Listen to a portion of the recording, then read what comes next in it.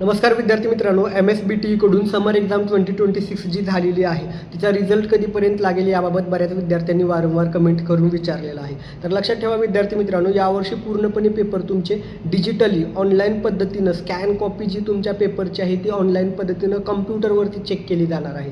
आणि जे पेपर चेकिंगचं काम आहे ते ऑलमोस्ट संपलेलंच आहे. पेपर चेकिंगचं काम हे झालेलं आहे. आणि लक्षात ठेवा, जेव्हा मॅन्युअली हातानं पेपर चेक केले जातात तेव्हा रिझल्ट बनायला वेळ लागतो, पण आता डिजिटली पेपर चेक झालेला असल्यामुळं रिझल्ट हा लवकर लागू शकतो. साधारणपणे ज्यावेळेस एक्झाम होते त्यानंतर एक्झाम झाल्यानंतर 40 ते 45 दिवसामध्ये रिझल्ट येणं अपेक्षित असतं. आता यामध्ये साधारणपणे जूनमध्ये हा रिझल्ट लागणं अपेक्षित आहे. जूनच्या दुसऱ्या किंवा तिसऱ्या आठवड्यामध्ये निकाल लागणं अपेक्षित सांगितलेलं आहे. पण डिजिटल पद्धतीनं पेपर इव्हॅल्युएशन झालेलं असल्यामुळं हा रिझल्ट साधारणपणे 15 जून ते 20 जूनच्या दरम्यान लागणं अपेक्षित आहे. थोडेफार 2-3 दिवस इकडे तिकडे होऊ शकतात, पण जूनच्या लास्ट वीकपर्यंत तरी लागणं हा अपेक्षित आहे. साधारणपणे मला जेवढी माहिती मिळते पेपर चेकिंग ऑनलाईन पद्धतीनं तर झालेलंच आहे. जिथं जिथं DEC सेंटर आहे त्यांना टार्गेट दिलेलं होतं, तेवढ्या ठराविक वेळामध्ये पेपर चेकिंग होतं, ते पेपर चेकिंग झालेलं आहे. आता तुमचं रिझल्ट, मार्क्स अपडेट ही प्रोसेस फास्ट होईल, कारण ती डिजिटल पद्धतीनं आहे. मॅन्युअली काही मार्क्स भरायची प्रोसेस यामध्ये नाही आहे. त्यामुळं साधारणपणे 15 ते 20 जूनच्या दरम्यान लागू शकतो. जास्तीत जास्त 25 जूनपर्यंत या दरम्यान तुमचा रिझल्ट लागणं अपेक्षित आहे. दरम्यान तुम्हाला रिझल्टसाठी खूप साऱ्या शुभेच्छा. आणि आणखीन एक प्रश्न बरेच विद्यार्थी वारंवार विचारतात, तो असा प्रश्न आहे की मागच्या वेळेस काय झालेलं की अनेक जणांचा निकाल चुकीचा आलेला होता. त्यानंतर पुन्हा विद्यार्थ्यांनी त्या संदर्भात ज्यावेळेस रिचेकिंगसाठी टाकलं त्यावेळेस त्या ठिकाणी अनेकांचे खूप सारे मार्क्स वाढले, बऱ्याच विद्यार्थ्यांचं नुकसान झालं.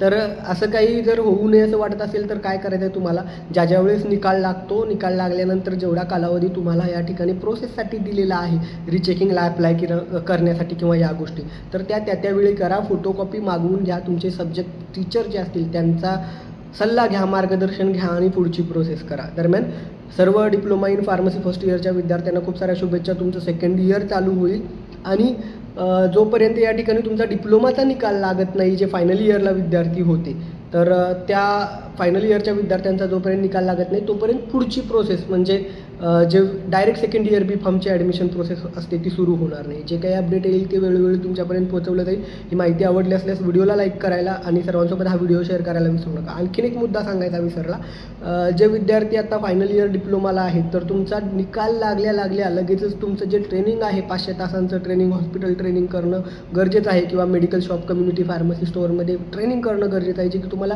रजिस्ट्रेशनच्या वेळी लागतं. निकाल लागल्यापासून ते काउंट होतं. त्यामुळे रिझल्ट आला रे आला की तुम्ही या ठिकाणी ते ट्रेनिंग सुरू करणं खूप गरजेचं आहे. दरम्यान ही माहिती आवडली असल्यास व्हिडिओला लाईक करायला आणि जे कोणी तुमचे मित्रमंडळी आहेत डिप्लोमाचे त्यांच्यासोबत हा व्हिडिओ शेअर करायला विसरू नका. धन्यवाद. थँक्यू.